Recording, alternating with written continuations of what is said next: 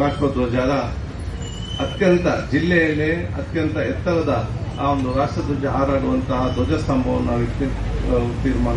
ಇದು ಬಹುಶಃ ಬಹಳ ವರ್ಷಗಳಿಂದ ಇದಕ್ಕೆ ನನ್ನ ಪ್ರಯತ್ನ ನಡೀತಾ ಇದೆ. ಯಾಕೆಂತ ಹೇಳಿದ್ರೆ ನಾನು ನಗರ ಸಚಿವನಾಗಿದ್ದಾಗ ನಾನು ರಾಜ್ಯದ ಉದ್ದಗಲು ಬೇರೆ ಬೇರೆ ಕಡೆ ಹೋದಾಗ ನಾನು ಚಿತ್ರದುರ್ಗ ಮತ್ತು ಬೇರೆ ಕೋಟೆಗಳ ಮೇಲೆ ಇಂಥ ಮೇಲೆ ಇದನ್ನು ಹಾರಾಡುವುದನ್ನು ಬಹಳ ದೂರ ನೋಡಿದಾಗ ನನ್ನ ಕ್ಷೇತ್ರ ವ್ಯಾಪ್ತಿಯಲ್ಲಿ ಕೂಡ ಇದನ್ನು ಮಾಡಬೇಕೆಂಬ ಆಲೋಚನೆ ಮಾಡಿ ಅದಕ್ಕೆ ಅವತ್ತೇ ಅನುದಾನ ಬಿಡುಗಡೆ ಕೂಡ ಮಾಡಿದ್ದೆ. ಆದರೆ ನಮಗೆ ಇವತ್ತು ಒಂದು ಜಾಗ ಮತ್ತೆ ಇದರೊಂದು ಪ್ಲಾನ್ ನಮಗೆ PWD ಅವರು ಮತ್ತು ನ್ಯಾಷನಲ್ ಹೈವೇ ಅವರು ಇವತ್ತು ಅದಕ್ಕೆ ಸೂಕ್ತವಾಗಿ ಒಂದು ಕೊಡಬೇಕೆ ಅವರು ಮಾರ್ಗದರ್ಶನ ಮಾಡಬೇಕು ಉದ್ದೇಶದಿಂದ ಇದೆಲ್ಲ ಕೂಡ ಪರ್ಮಿಷನ್ ಡಿಸೈನ್ ಎಲ್ಲ ಸಿಕ್ಕುವಾಗ ಇಷ್ಟು ಸಮಯ ಇದು ಆಯಿತು. ಯಾಕೆಂದ್ರೆ ನಮ್ದು ಒಂದು ಹಬ್ಬಕ್ಕ ಸರ್ಕಲ್ ಹತ್ರ ಹಾಕ್ಬೇಕಂತಿತ್ತು, ಅಲ್ಲಿ ನಮಗೆ ಜಾಗದ ಅಗಲ ಕಡಿಮೆ ಇದ್ದ ಕಾರಣ ಅಲ್ಲಿ ನಮಗೆ ಮಾಡಲಿಕ್ಕೆ ಆಗಲಿಲ್ಲ. ಇಲ್ಲಿ ಹಿಂದೆ ಬಹಳ ಸಫಲವಾಗಿತ್ತು, ಅವಾಗ ಇಲ್ಲಿ ಕೂಡ ಮಾಡಲಿಕ್ಕೆ ಆಗಲಿಲ್ಲ.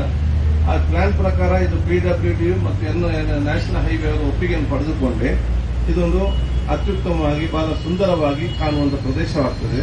ಈ ಒಂದು ಪ್ರದೇಶ ಕೂಡ ಅತ್ಯಂತ ಗೌರವ ಸಿಕ್ಕುವಂತ ವಿಚಾರ ಕೂಡ ಇವತ್ತು ಆಗುವಂಥದ್ದು.